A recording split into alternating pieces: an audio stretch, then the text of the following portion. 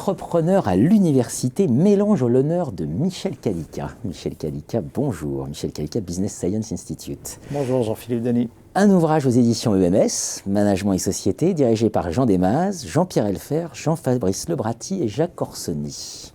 Alors évidemment, je ne vais pas vous demander, Michel Kalika, voilà, c'est un ouvrage qui porte sur vous. Vous êtes en couverture. Mais c'est quand même ces mélanges.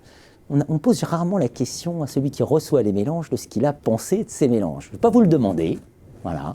J'aimerais juste savoir quel sentiment vous inspire cette forme d'évaluation, mais au sens de valuation, hein, de mise en valeur des trajectoires d'inspiration que vous avez pu susciter, voilà, auprès de très nombreux collègues qui ont contribué à cet ouvrage. Voilà.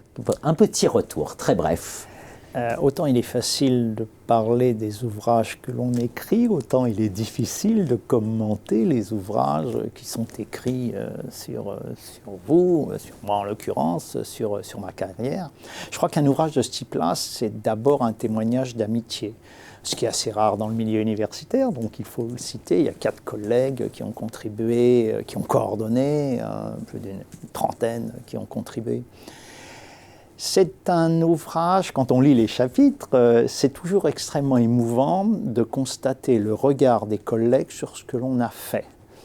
Et d'une certaine façon, quand on a passé une vie professionnelle à courir, à agir, à entreprendre, c'est une situation qui est assez curieuse que de constater ce que l'on a fait et le regard des autres sur ce que l'on a fait.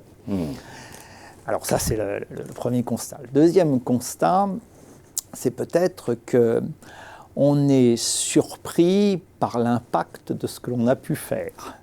C'est-à-dire on fait un métier à un moment donné, on laisse des traces. On laisse des traces en publiant des ouvrages, on laisse des traces en dirigeant des doctorants. Combien vous avez dirigé de thèses ? Une soixantaine. Et bande de jury de combien de thèses ? Oh là, malheureusement, je ne l'ai pas compté. Donc ce sont des formes d'impact.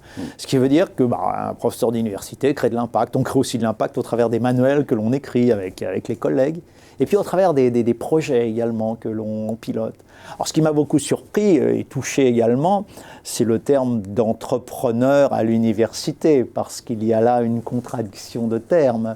L'université n'est pas habituellement un lieu où l'on entreprend. Ce n'est pas obligatoirement un lieu non plus où l'on accueille les entrepreneurs. Donc c'est un titre qui correspond bien, qui me correspond bien, qui à l'évidence me fait plaisir.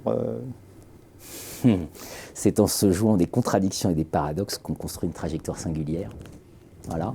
Peut-être. Voire exemplaire. Parce que c'est un peu ce qu'on ressent quand même à la lecture de cet ensemble de textes, qu'on invite tout le monde à lire, parce que à travers vous, c'est de toute l'université qu'on parle, et de toutes les trajectoires possibles aussi à l'université.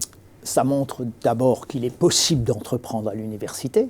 Je crois que ça, c'est le premier message. Le titre de l'ouvrage, c'est qu'il est possible d'entreprendre à l'université, et peut-être aussi qu'il est important d'entreprendre à l'université.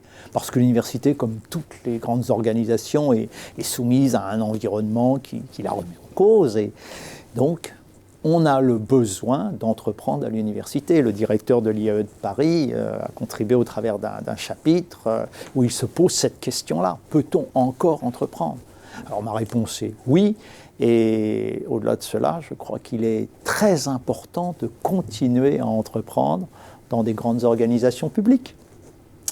Entrepreneur à l'université, mélange au l'honneur de Michel Kalika, édition EMS, à lire absolument. Merci Michel. Merci Jean-Philippe Denis.